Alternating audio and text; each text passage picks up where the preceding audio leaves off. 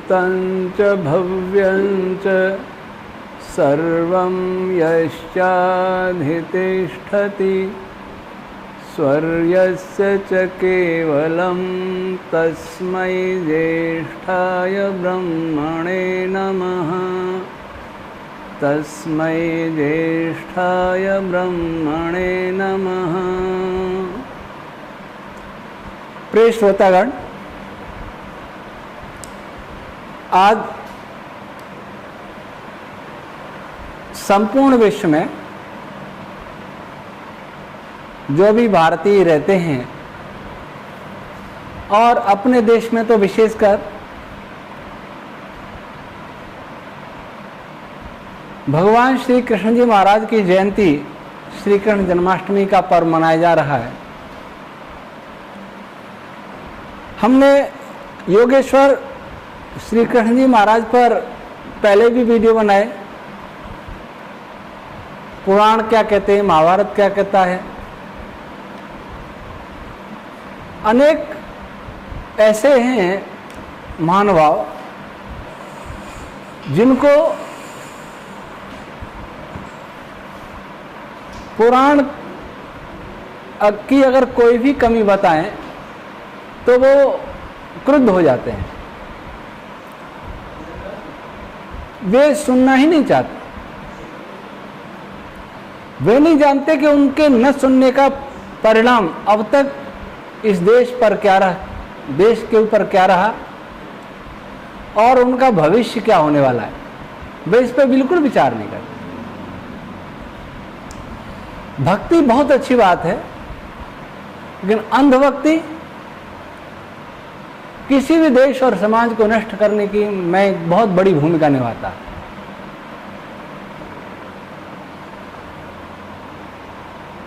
हम आज केवल भगवान कृष्ण जी की 3 ऐसी विशेषताओं का पर विचार करेंगे जिनसे उनके वास्तविक स्वरूप का बोध होता है। मुख्यतः 3। अगर हम महाभारत को देखें और गीता भी, जिसमें महाभारत का एक अंश है भीष्म पर्व का, उसमें अपने समय के सबसे बड़े ऋषि माने जाते थे महर्षि वेदव्यास जी महाराज, जिनका नाम था कृष्णद्वैपायन व्यास और वेदव्यास नाम से भी प्रसिद्ध हैं वो, जिन्होंने महाभारत ग्रंथ लिखा और योग दर्शन का भाष्य भी किया और ब्रह्म सूत्र लिखा, जिसको वेदांत दर्शन या उत्तर मीमांसा भी कहते हैं। और आयु में ये भीष्म पितामह जी से भी अधिक थे। उस युग के ऋषि थे, प्रतिष्ठित ऋषि थे। उन्होंने कृष्ण भगवान के विषय में क्या लिखा वो ज्यादा प्रामाणिक है। यह बात हम सबको अपने मस्तिष्क में बिठा लेनी चाहिए। कोई ये कहे कि उन्हीं के लिखे हुए पुराण हैं, भागवत आदि, ब्रह्मवैवर्त आदि, मैं उनसे तो इतने निवेदन करूंगा कि इतना बड़ा ऋषि अगर 2 तरह की बात लिखता है तो उसे हम ऋषि नहीं कह सकते, और ऋषि हैं तो वो 2 प्रकार की बात नहीं कर सकता, एक ही प्रकार की बात करेगा। अब अधिक लंबा न करते हुए पहला विशेषण लेते हैं। जो गीता का स्वाध्याय करते हैं वे जानते हैं कि गीता में कृष्ण भगवान के लिए एक विशेषण आया है बार बार, वो है अच्युत। अच्युत क्या होता है? यह विशेषण संपूर्ण महाभारत में मुझे किसी दूसरे महापुरुष के लिए नहीं दिखाई दिया। हो सकता है किसी ने देखा हो तो हमें सूचित कर सकता है, मेरा जहां तक ध्यान है, अच्युत विशेषण केवल भगवान श्री कृष्ण जी के लिए ही महर्षि वेदव्यास जी ने प्रयुक्त किया है। अच्युत किसको कहते हैं? जो अपनी मर्यादाओं से च्युत न हो सके, हट नहीं सके, गिर नहीं सके, उसे कहते हैं अच्युत। दुख हो अथवा सुख हो, मान हो अथवा अपमान हो, जय हो अथवा पराजय हो, महापुरुष कभी अपने मार्ग से अपना पैर हटाते नहीं, अर्थात वो धर्म से भ्रष्ट नहीं होते। जो भी धर्म है, जो भी धर्म की मर्यादा है, धर्म की मर्यादा कौन निश्चित करता है? कि भगवान मनु बताते हैं, वेदो अखिलो धर्म मूला। वेद संपूर्ण वेद धर्म का मूल है। जो वेदानुकूल है वही धर्म है, जो वेद के प्रतिकूल है वही अधर्म है। अधर्म अर्थात अज्ञान भी है, अवैज्ञानिक भी है, और मनुष्य के आध्यात्मिक जीवन को नष्ट करने वाला भी है, अर्थात इस लोक और परलोक दोनों को नष्ट करने वाला है, जो वेद के विरुद्ध है। तो वेद की जो मर्यादा है उससे कभी हटने वाला, कभी न हटने वाला व्यक्ति कहलाता है अच्युत। इतिहास में बहुत महापुरुष हुए हैं और उन्होंने अपने जीवन में बहुत बड़े बड़े काम किए, लेकिन कभी देखा जा सकता है कि किसी विशेष परिस्थिति में हो सकता है वो अधीर हो गए हों और उन्होंने धर्म का मार्ग छोड़ दिया हो। जैसे धर्मराज युधिष्ठिर के बारे में देखें। धर्मराज युधिष्ठिर को धर्मराज कहते हैं, बहुत बड़े विद्वान थे, योगी थे, बहुत अच्छे राजा थे, लेकिन जुए का एक ऐसा अवगुण था कि वो मर्यादा से च्युत हो गए, अच्युत नहीं रह पाए। चाहे वो इसी कारण रह गए कि मेरे ताऊजी ने कहा है। वे बड़ों की आज्ञा मानना धर्म मानते थे, लेकिन वे ये तय नहीं कर पाए, वो निश्चय नहीं कर पाए कि बड़ों की आज्ञा, उनके ताऊजी धृतराष्ट्र की आज्ञा ये वेद विरुद्ध है तो उसको मानना है अथवा नहीं मानना। वे निश्चय नहीं कर पाए। कौरव सभा में जब महारानी द्रौपदी जी का अपमान हो रहा था, तब वहां बहुत बड़े बड़े विद्वान, महाविद्वान, महाप्राज्य बैठे थे, विश्व के प्रसिद्ध व्यक्ति, भीष्म पितामह, आचार्य द्रोणा, आचार्य कृप, ये तीनों ही बहुत बड़े विद्वान थे और इनमें भीष्म की तो बहुत विशेषताएं थी। जहां उनकी विद्या बहुत बड़ी थी, इसलिए उनके पास अंत में ज्ञान लेने भी धर्मराज युधिष्ठिर गए थे, लेकिन वे भी अच्युत नहीं रह पाए। वे भी यह निश्चय नहीं कर पाए कि जुआ होना, जुए को रोकना है कि नहीं रोकना। वे नहीं चाहते जुआ हो, लेकिन वे ये सोचते थे कि राजा के कार्य में हस्तक्षेप नहीं करना। राजा ईश्वर का प्रतिनिधि होता है। वो यहां चुप कर गए, वहां वे अच्युत नहीं रह पाए, च्युत हो गए, मार्ग से हट गए। वे ये भी निश्चय नहीं कर पाए कि नारी वस्तु नहीं है। कैसे कोई पति अपनी धर्म पत्नी को जुए में दांव पर लगा सकता है, ये भी निश्चय नहीं कर पाए कि पति का पत्नी पर कितना अधिकार है, वे नहीं तय कर पाए। और द्रोणाचार्य, कृपाचार्य वो ये नहीं तय कर पाए कि वो सिंहासन से कब तक बंधे रहने हैं, उनकी क्या मर्यादा है, क्या बात सिंहासन की माननी क्या नहीं माननी है। और भीष्म जी ने प्रतिज्ञा की सिंहासन के साथ रहूंगा, तो वे भी नहीं तय कर पाए कि इस प्रतिज्ञा को क्या तोड़ा भी जा सकता अथवा नहीं। उस समय संसार में दो ही व्यक्ति ऐसे थे जो अपने धर्म और कर्तव्य को पूरी तरह समझते थे। वे थे भगवान कृष्ण और महात्मा विदुर। महात्मा विदुर सक्षम नहीं थे, कृष्ण भगवान सक्षम थे। कृष्ण भगवान ने कभी मर्यादा का अतिक्रमण नहीं किया। ऐसा कौन कहता है? ऐसा महर्षि वेद व्यास जी कहते हैं। अब यदि महाभारत में या पुराणों में किसी भी ग्रंथ में अगर यह प्रसंग कहीं आ जाए कि कृष्ण भगवान ने कोई ऐसा कार्य किया जो वेद के विरुद्ध था, जहां कृष्ण भगवान ने वेद की मर्यादा का अतिक्रमण कर दिया, तो यह मानना चाहिए, हमें अपनी बुद्धि से सोचना चाहिए कि महर्षि वेद व्यास जी मिथ्या नहीं लिख सकते, झूठ नहीं लिख सकते। इसलिए अगर ऐसी बात कहीं लिखी है तो वो बात ही गलत है, बाद में मिलावट है। महर्षि दयानंद सरस्वती भी कृष्ण भगवान को अच्युत मानते थे और उन्होंने लिखा कि उन्होंने जन्म से लेकर मरण पर्यंत कुछ भी बुरा कर्म किया हो, ऐसा नहीं लिखा। उनका जीवन आप्त पुरुषों के सदृश है।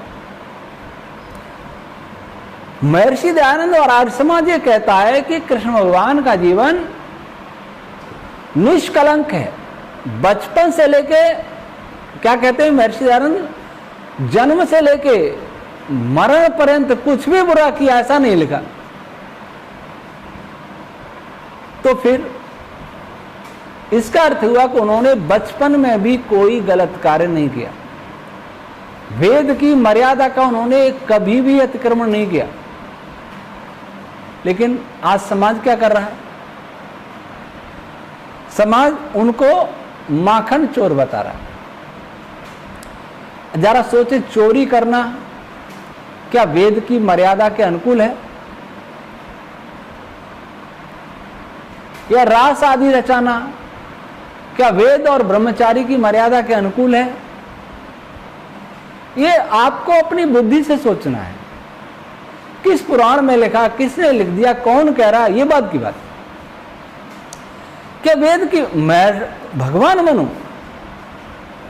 जो इन सभी के पूर्वज थे, हम सब के पूर्वज थे, दुनिया के सबसे पहले राजा थे, और जिनके आधार पर ये सब मर्यादा पुरुषों श्री राम, भगवान श्री कृष्ण आदि जो भी महापुरुष हैं, वो सब भगवान मनु की वेदोक्त नीतियों पर ही चला करते थे, उसी धर्मशास्त्र के आधार पर चला करते थे।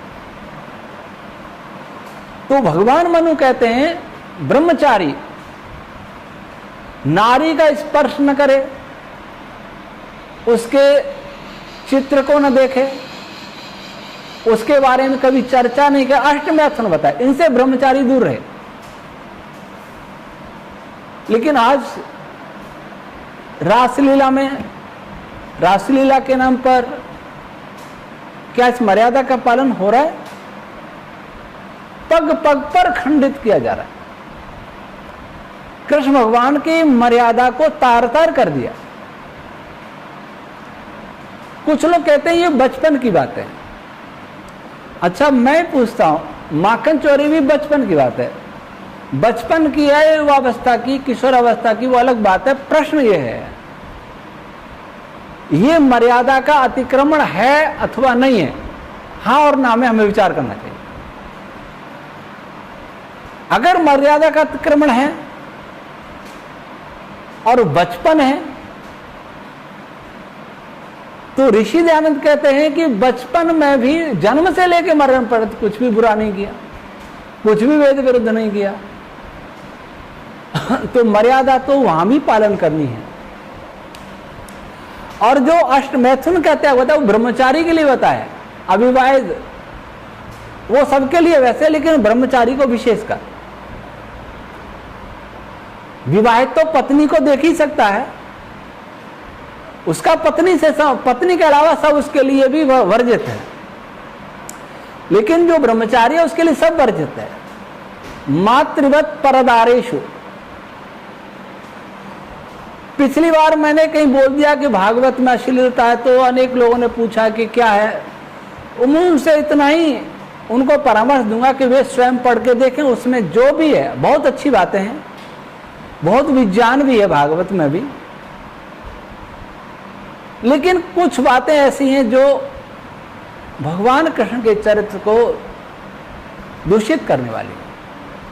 और वो ऐसी बातें कि वो मैं यहाँ नहीं बता सकता। मेरी पुस्तक बोलो किधर जाओगे पढ़ लीजिए, हमारी साइट पर देख लीजिए, उसमें भागवत के प्रमाण दिए, ब्रह्मवैवर्त पुराण के भी प्रमाण दिए, और उन प्रमाणों को पढ़िए, फिर अपने हृदय से पूछिए कि आप जिस महापुरुष की भक्ति करते हैं क्या उसके दिव्य अलौकिक चरित्र के अनुकूल हैं क्या वो बातें जो भागवत में लिखी हैं या ब्रह्मवैवर्त पुराण में लिखी हैं।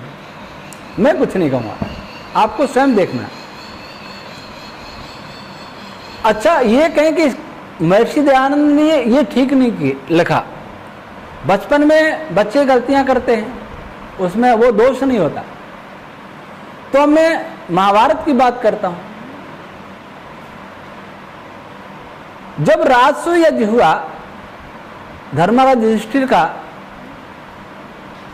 तो आपको ध्यान है शिशुपाल ने बहुत अपमान किया भगवान कृष्ण जी का। तो भीष्म पितामह ने उनको जवाब दिया, शिशुपाल को जो उत्तर दिया वो आप सुन लें कि भीष्म पितामह कृष्ण भगवान को क्या मानते थे। इससे मालूम पड़ जाएगा कि वास्तव में कृष्ण भगवान क्या थे। लिखते हैं, यश शौर्यम जयम चास्य विद्याचार्यो प्रयुज्महे न च कश्चित् इहास्माभिः सुबालो अप्य परीक्षितः। हमने इनके यश शौर्य और विश्व विजय को भली भांति जानकर इनकी पूजा कर रहे हैं। हम अग्र पूजा जो कृष्ण भगवान की हुई थी।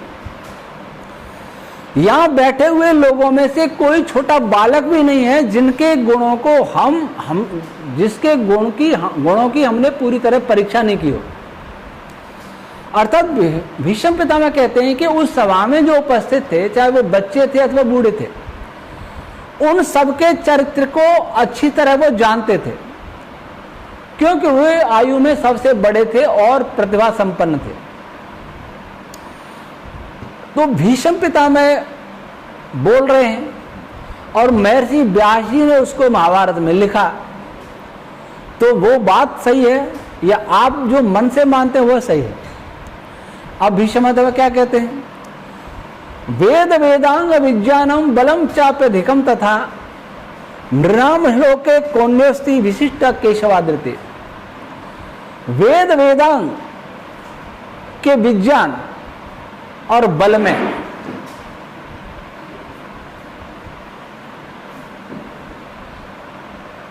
मनुष्य लोक में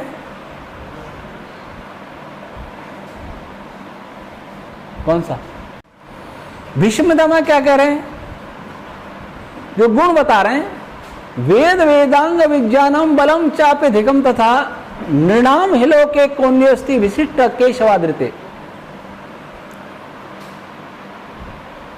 कि इस मनुष्य लोक में अर्थात मनुष्य समुदाय में वेद वेदांग का विज्ञान जानने वाला और बल में बुद्धि का बल, चरित्र का बल, अस्त्र शस्त्र का बल, इस सब बल में श्री कृष्ण से बढ़कर कोई भी व्यक्ति संसार में नहीं है। आप तो कृष्ण भगवान को परम पुरुष बता देते हैं, सृष्टि का रचयिता मान लेते हैं, घट घटवासी मान लेते हैं, लेकिन भीष्म पितामह क्या कह रहे, इस मनुष्य लोग परमात्मा होते तो ये बात कहने की जरूरत ही नहीं है, सीधे कह देते हैं ईश्वर हैं, सृष्टि के रचयिता हैं, इसलिए हम उनकी पूजा कर रहे हैं। शिशुपाल भी विरोध नहीं करता। और ईश्वर के बारे में कहेंगे वेद वेदांग का विज्ञान जानता है ईश्वर, तो ये ईश्वर के लिए कोई बड़ी बात नहीं है, ईश्वर का तो वेद है ही, तो इसमें ईश्वर की प्रशंसा नहीं है। जो भी गुण बताए भीष्म पितामह ने, जिनको भी महाभारतकार ने महर्षि व्यास जी ने लिखा है, उन गुणों की परमात्मा के लिए कोई महत्ता नहीं है। हम परमात्मा अपमान कर रहे हैं। लेकिन अगर भगवान श्री कृष्ण, भगवान में फिर बता दूं, भगवान का अर्थ आदरणीय, वैराग्यवान, विद्यावान, यशवान, कीर्तिवान, ये इसको भगवान कहते हैं। किसी भी महापुरुष के लिए आदर सूचक शब्द है ये। ऋषि महर्षियों को भगवान कहते, आइए भगवान, गुरु को भगवान कहते थे। और जो सृष्टि रचयिता है, क्योंकि वो सबसे बड़ा है इसलिए उसको भी भगवान कहते हैं। तो भीष्म पितामह कहते हैं कि वेद, वेदांग और विज्ञान का कोई भी तत्व ऐसा नहीं है जो ये नहीं जानते। और क्या क्या गुण है? दानम, दाक्षम, श्रुतम, शौर्यम, ह्रीः, कीर्ति, बुद्धिरुत्तमा, सन्नति, श्री, धृति, तुष्टि, पुष्टि, नियताच्युति। दान है, दक्षता है, शास्त्र का, ये बहुत सारे गुण। इनमें भी कोई ऐसा नहीं है जो श्री कृष्ण जी में नहीं है। अब ये गुण कोई भी ऐसा नहीं है जो परमात्मा में बताएं फिर परमात्मा का बड़प्पन सिद्ध होता हो। इसलिए भीष्म पितामह मनुष्य बता रहे। अच्छा, जब ये गुण बता रहे भीष्म पितामह, और फिर ये कहने कि हमने सबके बच्चों को भी जाना है कि उन्होंने क्या क्या किया है, सबके चरित्र को हम जानते हैं, फिर हम इनकी पूजा कर रहे हैं। तो जो ऋषि दयानंद ने कहा वही भीष्म पितामह कह रहे हैं कि इनमें सारे जन्म से लेके बचपन से जानते सब। इसका मतलब कृष्ण भगवान को भी जानते हैं। तो भीष्म पितामह कह रहे हैं, महर्षि व्यास जी उसकी पुष्टि कर रहे हैं, क्योंकि वो लिख रहे हैं ऋषि दयानंद को आप नहीं मानते कोई बात नहीं, ऋषि दयानंद से आपका द्वेष है कोई बात नहीं, इनको तो मानिए। क्या सिद्ध हुआ कि श्री कृष्ण भगवान अच्युत हैं, कभी मर्यादा का अतिक्रमण उन्होंने नहीं किया। वे तो बचपन से ही प्रतिभावान है, बचपन से ही महाविद्वान है, बचपन से ही वैज्ञानिक है, बचपन से ही योद्धा हैं। अर्थात योद्धा तो बाद में बनेगा, लेकिन उनकी बुद्धि, उनका ज्ञान बचपन से ही था। और उसको हम कह देंगे बचपन में कर ली चोरी, बचपन में कर ली चोरी। अच्छा, दूसरी बात, शिशुपाल ने भी उनको चोर नहीं कहा, माखन चुराने वाला नहीं कहा, गोपियों के साथ रास रचाने वाला नहीं कहा, कुब्जा दासी के साथ कुकर्म करने वाला नहीं कहा, जैसे भागवत ब्रह्मवैवर्त पुराण में लिखा है। मेरी उस पुस्तक में देख सकते हैं, ब्रह्मवैवर्त पुराण से उद्धृत किया, बोलो किधर जाओगे पुस्तक में। लेकिन हम कह रहे हैं, उनके भक्त कह रहे हैं, ये तो उनको सोचना है कि शिशुपाल, क्या हम शिशुपाल से भी गिरे हुए हैं? हमने ये कसौटी को अपनाया ही नहीं कि जब ये विशेषण एक सबसे बड़े ऋषि ने दिया है उनको अच्युत का, तो कोई भी ऐसा कार्य वह महापुरुष नहीं कर सकता जो वेद की मर्यादा से हटकर हो, वेद की मर्यादा का अतिक्रमण करने वाला हो। अब दूसरा विशेषण क्या दिया है? विश्वजित, विश्व विजयी। विश्व में कभी किसी से वो पराजित नहीं हुए युद्ध में। ऐसा विशेषण भी किसी और को नहीं दिया महर्षि व्यास जी ने। बहुत योद्धा हैं, अर्जुन है, भीष्म है, द्रोण है, कृप है, अश्वत्थामा है, बलराम जी हैं और बहुत हैं। लेकिन विश्वजित केवल कृष्ण भगवान को कहा। और हम क्या विशेषण देते हैं? रण छोड़। रण छोड़, जब जगन्नाथ जी की यात्रा निकलती है अहमदाबाद में, तो एक बार सुना रण छोड़ माखन चोर। दो विशेषण दिए, एक माखन चोर, एक रण छोड़। महर्षि व्यास विशेषण दे रहे अच्युत, और दूसरा विश्वजित, विश्व को जीतने वाला। और हम दे रहे रण, माखन चोर और रण छोड़, रण को छोड़ के भागने वाला। ये हम भक्ति कर रहे हैं, ये अपराध कर रहे हैं। परमात्मा भी बता दिया, रण छोड़ के भागने वाला भी बता दिया। मथुरा में जरासंध के 16 आक्रमण हुए। संभवतः, और हर आक्रमण का जवाब उत्तर दिया और हर बार जरासंध हारा। कृष्ण भगवान ने हराया और फिर अंत में उन्होंने सोचा कि मथुरा एक छोटा राज्य है, मगध बड़ा राज्य है, युद्ध में लगे रहेंगे, शांति की स्थापना नहीं होगी, उन्नति कैसे होगी, प्रजा दुख पाएगी, इसलिए अपनी राजधानी को द्वारका ले दो। इसके लिए उनको उनके भक्तों ने ये महिमा मंडन है, रण छोड़ के चले गए। एक बात बताइए, कोई खिलाड़ी जब किसी खेल से संन्यास लेता है तो अंतिम मैच जीतकर संन्यास लेता है तो उसका गौरव होता है, और हार के लेता है तो लोग क्या कहेंगे, हार गया इसलिए संन्यास ले लिया। एक गरीब व्यक्ति संन्यास लेता है,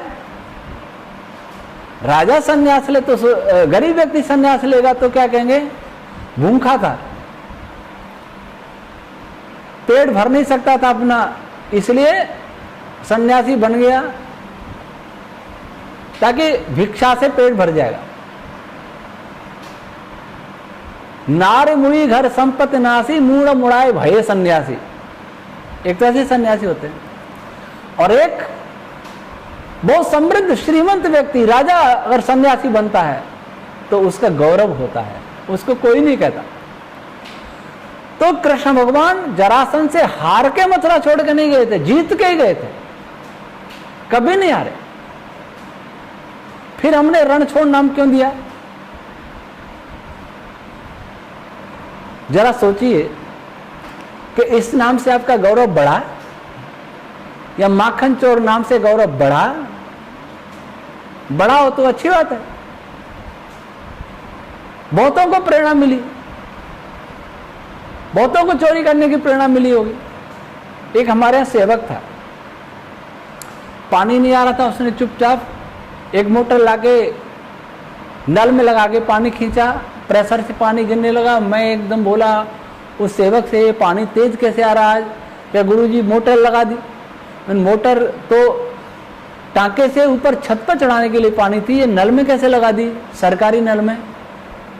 तो वो क्या बोला कि इसमें क्या बात है? मैंने कहा उसको चोरी है कि पानी की काहे की चोरी है? चोरी तो भगवान भी करते थे, मैं कौन करता था चोरी? क्या भगवान कृष्ण माखन की चोरी करते थे? ये सीखा मैंने, ये हमने दुनिया को संदेश दिया कि हमारे महापुरुष ही नहीं, हम जिनको परमात्मा मानते हैं वो भी चोरी करते थे।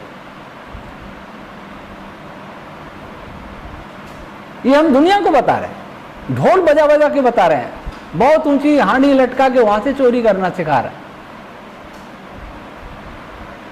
हम निश्चित रूप से महाभारत के विरुद्ध, महर्षि वेद व्यास जी के विरुद्ध, महर्षि भीष्म पितामह के विरुद्ध, स्वयं भगवान श्री कृष्ण जी के विरुद्ध काम कर रहे हैं। तो विश्वजीत, जिस योद्धा को विश्व में कोई पराजित नहीं कर सका, कभी पराजित नहीं हुआ, और पांडवों की विजय में बहुत बड़ा योगदान उनका ही था। और तीसरा एक विशेषण और दिया है, वह भी महर्षि वेद व्यास जी ने, योगेश्वर, योग का ईश्वर। योग साधना पर जिसका पूर्ण नियंत्रण था, पूर्ण योगी, संप्रज्ञा समाधि में रहने वाला, जो भी स्थिति प्रज्ञ के लक्षण गीता में कहे वो सारे लक्षण भगवान कृष्ण जी के अंदर घटते हैं। कभी भी उनको सुख में बहुत ज्यादा हंसते नहीं देखा, दुख में उनको दुखी होते नहीं देखा, मान में ग्लानि करते नहीं देखा, सम्मान में बहुत ज्यादा प्रसन्न होते नहीं देखा, सम अवस्था में देखा। ये अवस्था योगी की होती है। योगी कह सकते थे, लेकिन उनको विशेषण दिया योगेश्वर, योग का स्वामी। और योग क्या है? यम नियम आसन प्राणायाम प्रत्याहार धारणा ध्यान समाधि, ये योग 8 अंग है। और पहला यम है अहिंसा, प्राणी मात्र के प्रति प्रीति भाव, सत्य अस्तेय, सदैव सत्य बोलने वाला। लेकिन आपने भक्ति में क्या कहलवा दिया, मैया मोरी मैं नहीं माखन खायो, सूरदास जी का पद है। भक्ति में बहुत अच्छे वाद्य यंत्र है, बहुत मंदिर में अच्छी सजावट है, बहुत सुगंध आ रही है, लेकिन गा क्या रहे, मैया मोरी मैं नहीं माखन खायो। और योग क्या कहता है, मनसा वाचा कर्म सदैव सत्य बोले, सत्य माने, सत्य ही सत्य का पालन करे, हुआ है सत्य। तो अपने सत्य व्रत से गिरा दिया, यहां भी च्युत कर दिया, च्युत नहीं रहने दिया। अच्छा, स्वयं भीष्म पितामह क्या कहते, वो स्वयं श्री कृष्ण भगवान क्या कहते हैं, जब उत्तरा के गर्भ से परीक्षित मूर्छित पैदा हुए, मृत जैसे पैदा हुए, तो श्री कृष्ण भगवान स्वयं कहते हैं कि मैंने कभी उपहास में मिथ्या भाषण न किया हो तो ये जीवित हो जाए। अर्थात उपहास में भी उन्होंने जीवन में मिथ्या भाषण नहीं किया। जो महापुरुष स्वयं को कह रहा है कि मैंने उपहास में भी जन्म से अब तक मिथ्या भाषण नहीं किया, लेकिन सूरदास जी मिथ्या भाषण करवा रहे हैं और उनके साथ फिर आप भी करवा रहे हैं, तो ये बताइए धर्म की श्रेणी में आएगा क्या, धर्म की श्रेणी में आ गया। अगर हम परमात्मा न मान के इनको महापुरुष मानते हैं, बहुत विराट पुरुष मानते हैं, तब तो आप हमारी आलोचना करते हैं कि श्री कृष्ण जी को जानते नहीं है, परमात्मा नहीं मानते हैं, खंडन करते हैं। लेकिन आप उनको परमात्मा मान के भी चोरी करने वाला, झूठ बोलने वाला और बहुत कुछ करने वाला मानते हैं, तो आपको लगता है आप बहुत बड़ा कार्य कर रहे हैं।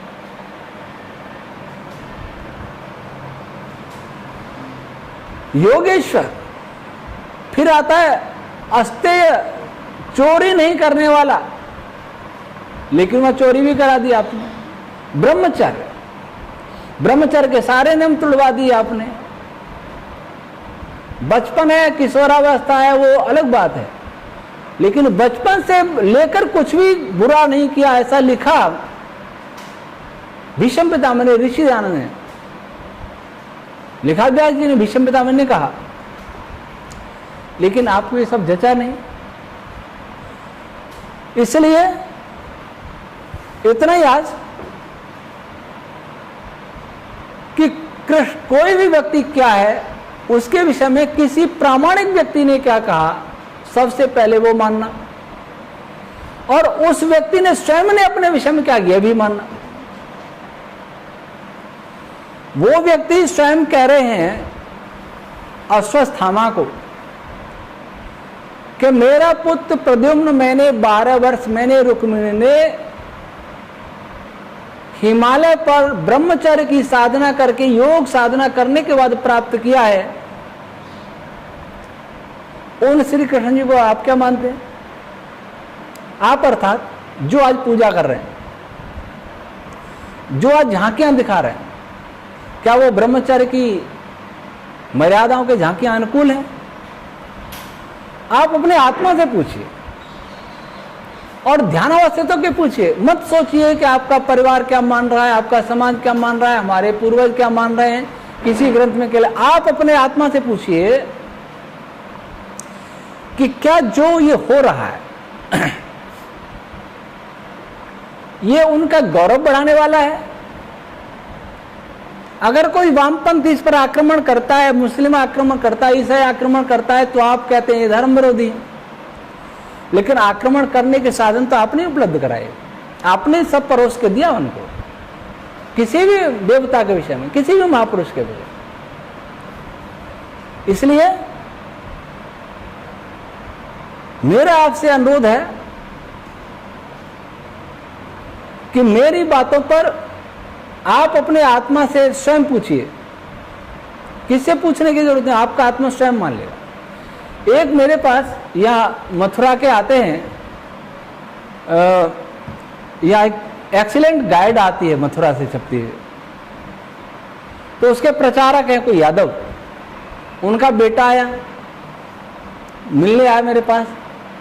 तो मैंने उनसे पूछा, उस बच्चे से पूछा कि बता सकते हो राधा कौन थी? वृंदावन में किसी भी दीवार पर भगवान श्री कृष्ण जी का नाम नहीं मिलेगा, श्री राधे मिलेगा। उस युवक से मैंने पूछा कि राधा कौन थी, जानते हो? तो कहने लगा ये तो भगवान कृष्ण जी की प्रेमिका थी, उसने साफ कहा। तो मैं इस बारे में ज्यादा चर्चा नहीं करूंगा, मेरी बोलो किधर जाओगे पुस्तक पढ़ सकते हैं। पर एक बार जब मैंने उसके पिता से कहा, मैं यादव जी,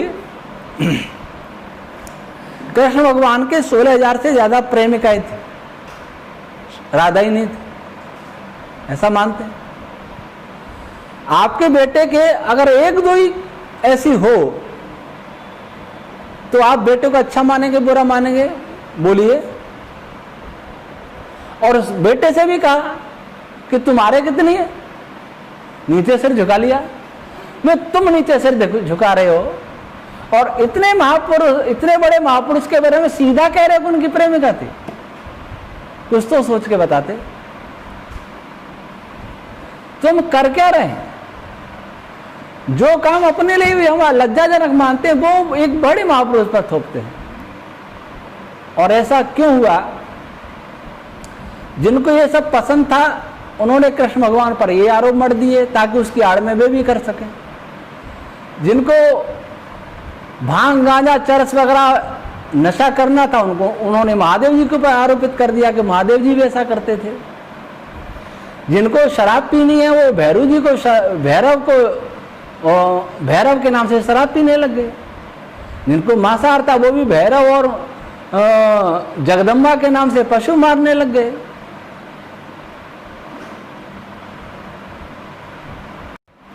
आरोप महापुरुषों पर और इंद्रियों की तृप्ति अपनी करनी, ये सब बहुत घोर कर्म है। इसलिए हम तो आपको ये कहना चाहते, ये बताना चाहते हैं कि जिनकी भी आप पूजा कर रहे हैं उनके दिव्य और निर्मल चरित्र को दुनिया को बताओ। और कहीं किसी भी ग्रंथ में ऐसा लिखा है कि उनके चरित्र पर धब्बा लगता हो, उस ग्रंथ को पढ़ो, पढ़ करके मनन करो और सोचो कि इसमें क्या क्या गलतियां, क्या क्या मिलावट है, क्या क्या मूल है, और उन गलत बातों को मत मानिए। क्योंकि महर्षि दयानंद ने कहा है कि सत्य के ग्रहण करने और असत्य के छोड़ने के लिए सर्वदा उद्यत रहना चाहिए। हम मनुष्य हैं, मनुष्य में पशु में यही अंतर है। पशु गलत और सही का निर्णय नहीं कर पाता और मनुष्य को परमात्मा ने बुद्धि दी है क्या करना चाहिए क्या नहीं करना चाहिए। लेकिन आज जब देखते हैं तो ये लगता है कि पशु हमसे ज्यादा समझदार हो गए, वो गलत सही का निर्णय भी कर लेते हैं। कल ही मुझे मालूम पड़ा, मुझे बताया गया कि जब कोई कुत्ता पागल हो जाता है तो उसको कुत्ते पहचान लेते हैं और उसे दूर हटते हैं। लेटा गांव की घटना, हमारे ट्रस्टी हैं विक्रम सिंह जी, उन्होंने बताया कि लेटा मठ के बाहर एक पागल कुत्ते को 10-12 कुत्ते दूर भाग रहे, वो उस पर भौंक रहे, वो आगे बढ़ता तो पीछे हटते। अचानक कुत्ते ने उसके गला पकड़ के मार दिया। उन्हें भी मालूम पड़ जाता ये पागल है, हमको बीमार करेगा, लेकिन मनुष्यों को मालूम नहीं पड़ता कि कौन कौन ऐसे तत्व हैं जो समाज में पागलपन फैला रहे हैं, समाज में बुराई फैला रहे हैं। कौन कौन सी ऐसी धारणाएं हैं, कौन कौन सी ऐसी परंपराएं हैं जो हमारी जड़ों को खोखला कर रही, हमारे महापुरुषों के चरित्र को गिरा रही हैं, वेद विरोधियों और भारत विरोधियों को एक उपहार दे रही हैं, आक्रमण करने का साधन दे रही हैं। ये हमारे अंदर की सोच समाप्त हो गई। हम अंधे नहीं नियमाना यथांधा, अंधा जैसे अंधे को रास्ता बता रहा हो वैसी हमारी गति हो रही है। हम मनुष्य हैं तो मनुष्य वास्तव में मनुष्य बने, मननशील प्राणी बने, सोच विचार करके सत्य को असत्य को पहचान करके सत्य का ही ग्रहण कर रहे हैं, तब तो हम मनुष्य हैं। नहीं तो मनुष्य नहीं हो सकते। मनुष्य शरीरधारी अवश्य हो सकते हैं। इसलिए आए, हजारों वर्षों से ये पाप हमसे हुआ है कि हमने अपने महापुरुषों को नीचा दिखाने के लिए क्या क्या। मैं ये भी नहीं कह सकता कि ये किसने लिखा, पर मुझे शंका है ये लिखने वाले भी भारत विरोधी होंगे, क्योंकि विदेशी बहुत दिन से आगे हमारे देश में। कोई पढ़ने के लिए आते थे, कोई व्यापार के लिए आते थे, यहां संस्कृत सीख करके उन्होंने ग्रंथों में मिलावट की, यह भी संभव। और उसी समय से षड्यंत्र चल रहा है। उस षड्यंत्र में वैसे फंस गए कि हमें ये जाल है, जाल जिसमें हम फंस गए हैं, वह जाल हमें जाल नहीं लग रहा, वो जाल हमें आभूषण लग रहा है। वह हमें विष नहीं लग रहा, हमें अमृत लग रहा है। वो हमें रोग नहीं लग रहा, वो हमें चिकित्सा लग रही है। जब रोगी रोग को दवा समझ ले, जब कोई जाल में फंसा हुआ पक्षी या जानवर उस जाल को अपना कपड़ा समझ ले, आभूषण समझ ले, या अपना ओढ़ने का भी वस्त्र समझ ले, जब जहर खाने वाला मनुष्य जहर को अमृत समझ ले, तो उसके विनाश को कौन रोक सकता है। इसलिए आए, हम इन पुराने जो भी कचरा है इस पर विचार करें, अपने महापुरुषों को विश्व में प्रतिष्ठित करें। इसके लिए आपको परंपराओं को तोड़ना पड़े तो तोड़िए। आप नहीं तोड़ेंगे तो कौन तोड़ेगा? आपको ये भारत विरोधी लोग तोड़ देंगे। मैं तो उन भारत विरोधियों को कहता हूं, वे क्यों विरोध करते हैं? जब कृष्ण भगवान थे उस समय सब हमारे थे, आप भी हमारे थे, सब हम एक ही हैं। कोई वामपंथी कहता है, कोई इस्लाम कहता है, कोई ईसाई कहता है, कोई कुछ कहता है, सभी तो आप हम हैं, एक ही हैं। स्रोत तो सब एक है, एक ही धरती, एक ही आसमान, एक ही परमात्मा, एक ही प्रकृति, सब कुछ एक। क्यों मरे, क्यों लड़ रहे? सत्य, मैं बार बार कहता हूं, ऋषि दयानंद ने कहा, सत्य से बढ़कर मानव उन्नति का दूसरा कोई कारण नहीं, कोई उपाय नहीं। इसलिए आए, और सत्य को हर व्यक्ति का आत्मा जानता है, लेकिन कुछ पूर्वाग्रह है, दुराग्रह है, प्रतिष्ठा की चाह है, हट है, या अपना कोई स्वार्थ है, या रूढ़ियों की परंपरा की बेड़ी है, इनके कारण असत्य को झुक जाते हैं। मेरा विनम्र निवेदन है, आप अपने को पहचानिए। आप सब, हम सब परमपिता परमात्मा की दिव्य संतान हैं। सत्य को समझने की हम सब में क्षमता है, प्रत्येक पृथ्वीवासी मनुष्य में क्षमता है, लेकिन उस क्षमता का उपयोग नहीं कर पा रहा है, दुरुपयोग हो रहा है। उसका उपयोग कीजिए और मिलकर भगवान कृष्ण जैसे कैसा जीवन कि परमात्मा के बाद जीव होता है। जीवात्मा की जो सबसे बड़ी ऊंचाई है, उस ऊंचाई को प्राप्त करने वाले महायोगेश्वर, वैदिक धर्म के मान संरक्षक भगवान श्री कृष्ण जी के आदर्शों को पहचाने और उन पर चलने का यथाशक्ति प्रयास करें। ईश्वर हमको सद्बुद्धि दे, शक्ति दे। ओम शम।